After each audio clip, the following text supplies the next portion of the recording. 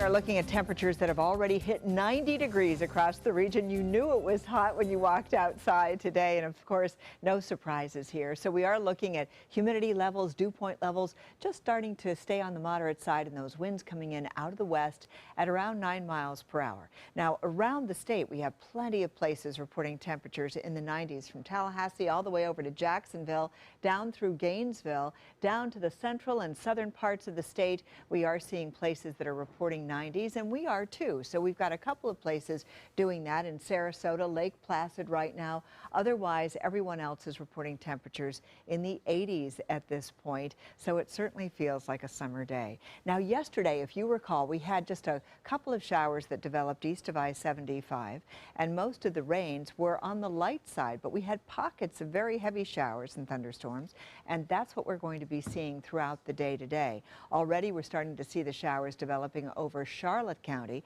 but for the most part, the rains are developing east of I-75 and then moving on towards the east, and that's what's going to continue to happen throughout the rest of this afternoon. It's only been very recently that we've just started to see these showers forming around northern Charlotte County, portions of Sarasota County, and then moving off towards the east right now. And again, some isolated pockets of heavier showers. Otherwise, we're seeing just some light rains that have just started to form, and we're going to continue to see this pattern developing for the rest of this afternoon.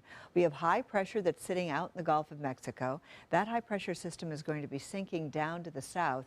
That's going to provide us with a better chance of rain beginning on Thursday.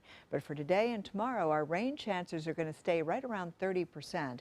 We've got a low pressure system moving along this frontal band, which is going to stall out across the southeastern part of the country, but it will also help to set up some showers that we're going to be seeing over the northern part of the state, extending into the Gulf and into the Atlantic. So for us today, our rain chances will stay on the low side. We have a 30% chance of inland showers forming, and that's already taking place for some locations. And of course, our highs are expected to be right around that 90-degree mark.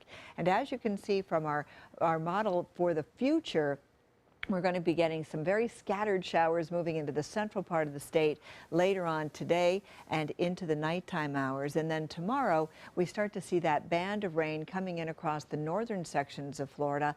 Other showers will start to develop along the west coast and then move off towards the east. And then on Thursday, we're going to start to see a better chance for rainfall with about a 40% chance of rain. In the meantime, as far as the tropics are concerned, we're just seeing a couple of clouds, but nothing that is showing any signs of development. All of the cloud cover that we're getting out in the Caribbean is actually moving over land. So once it moves over land, there's really no potential for any development. So we're not seeing anything there.